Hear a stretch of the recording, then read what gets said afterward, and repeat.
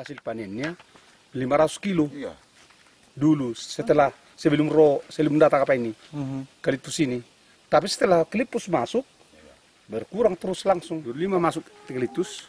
Jadi semua dari hulu airnya itu sudah rusak. Artinya diserap oleh Kemenyan ini air limbah itu. Limbah yang dibawa dari Persia ini ke sini kan? Iya, dibuang semua untuk Ke hutan. dasar jalan itu. Airnya sudah mengalir. Iya, sudah. Diserapnya semua apa itu? Diisap Kemenyan itu kan. Air dari sungai itu jadi kena lah dia. Makanya itu tanda-tandanya bagi kami melihat drastis turunnya penghasilan Kemenyan ini. Jadi kalau perjuangan kita masyarakat Paduman Sipithuta itu mulai dari Juni 2009. Setelah masuk TPL di sini 2009, dia datang berbicara kepada masyarakat kita untuk pembodohan. Artinya begini, semua hutan yang ada di Hubang Hasundutan ini maupun pohon Kemenyan di dalamnya, karena sudah dikeluarkan izin RKT-nya, makanya harus dikasih atau tidak dikasih harus kita ambil. Ini pembodoh-bodohan. Jadi sempat orang itu ada yang kasih.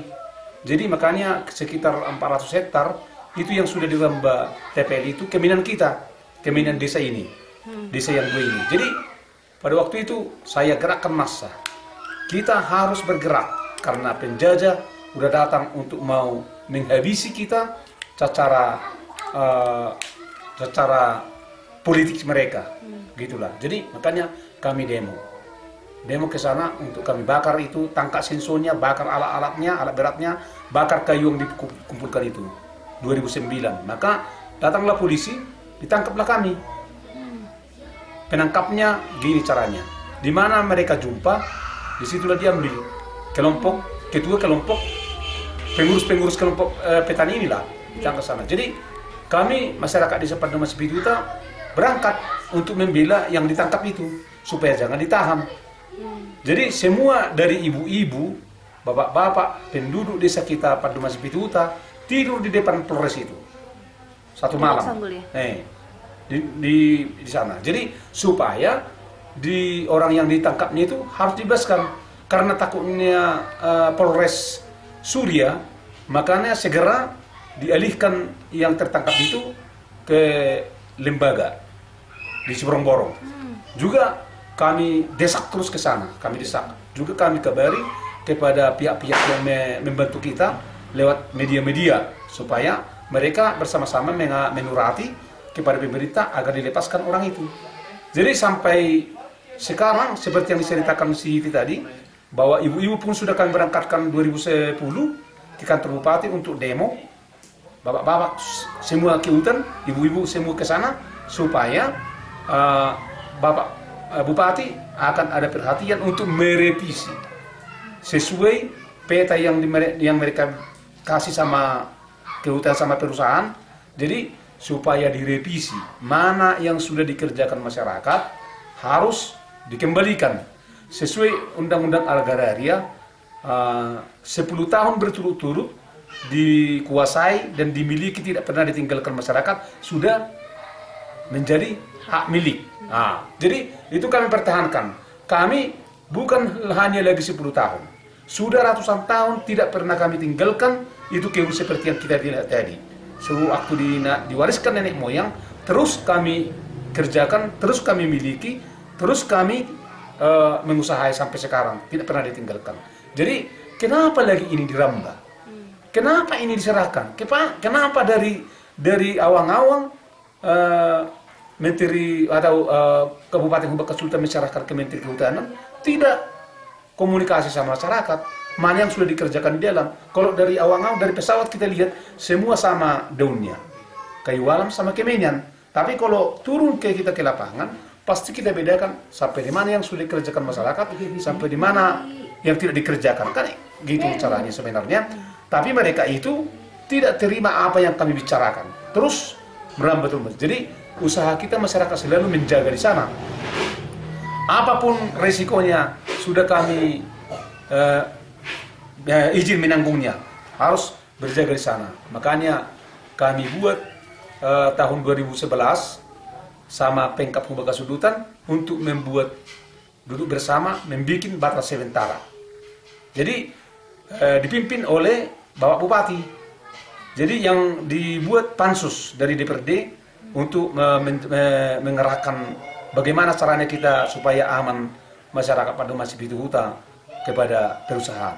Ya, mari kita buat batas batas. Dibuatlah batas batas, ikut juga di situ kehutanan, perusahaan, TPL, baru Pemkab Hubei Kasudutan, masyarakat. Jadi semuanya kami sudah di situ. Kami buat dari ujung sampai ujung ini batas batas. Nggak bisa dilewati siapapun untuk merambah hutan sebelum ada penyelesaian. Tapi TPL itu terus kecingan main. Kalau kita jumpa sama mereka, kita larang, mundur mereka. Kalau kita sudah pulang kampung, mereka kerja. Jadi maupun malam, siang, orang itu kerja. Maka itu sepaknya hutan kita itu dihabisi semuanya. Nah, jadi baru-baru ini terjadilah mereka main kucing-kucingan sama masyarakat yang ada di Maradi, simpang sana.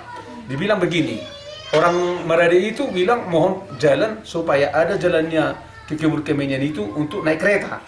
Jadi makanya kami kasih, dibilang gitu. Tapi itu permainan.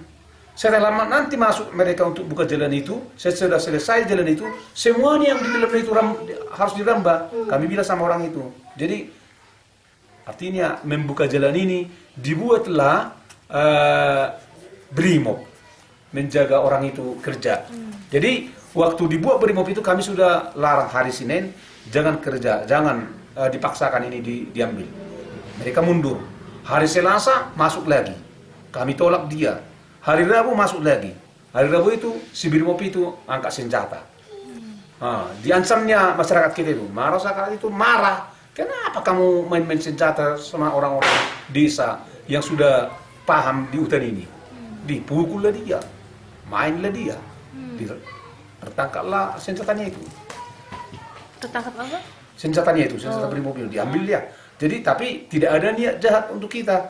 Pikiran orang itu supaya diamankan senjata ini, jangan nanti dibuat itu untuk menghabisi masyarakat itu.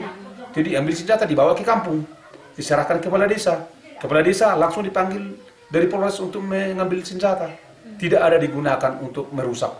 Perjuangan ini selalu kami tambah tahun tidak patah semangat karena ini sudah diwariskan nenek moyang dan itu sudah dijanji sama kami sama keturunan nanti pun sudah satu perjanjian itu nggak bisa itu ditebang kayu Kemenyan. Karena apa? Sudah menjadi darah daging itu untuk kita. Kalau kita potong itu Kemenyan itu sama kita memotong diri kita sendiri. Itu janji. Jadi makanya terus kami perjuangkan dibilang orang itu kalau nanti sudah berlanjut bertahun-tahun, pasti dia lemas. Itu pikiran mereka. Tapi kita tidak mau seperti itu. Sampai kapanpun kita berjuang. Jadi dibilang pikirannya orang perusahaan itu, si pendeta itulah. Dibilang sama saya, si pendeta itulah. Kalau itu kita nanti sogok, udah aman semuanya itu. Maka dengan itu, saya pertahankan sama masyarakat itu, kita harus komit. Kita harus satu hara, satu hati, satu pikiran. Tapi kita bisa diwariskan, dan itulah talenta sama kita. Mewarisi hutan itu, mewarisi tanah itu. Sampai turun-temurun, kita bisa nanti dikelola anak kita, apapun nanti di situ. Kalau kita punya tanah, itu saya bilang kepada masyarakat itu tuh, sampai sekarang itulah pertahanan kami. Apapun ceritanya, apapun yang dikatakan, yang selalu menampingi maupun ke SPPN, itulah yang selalu diarahkan kepada kita. Jangan ada satu orang pun menjadi pengkhianat untuk mau menjual tanah itu. Kira-kira begitulah itu caranya kita mempertahankan ini mulai tahun 2009 sampai sekarang.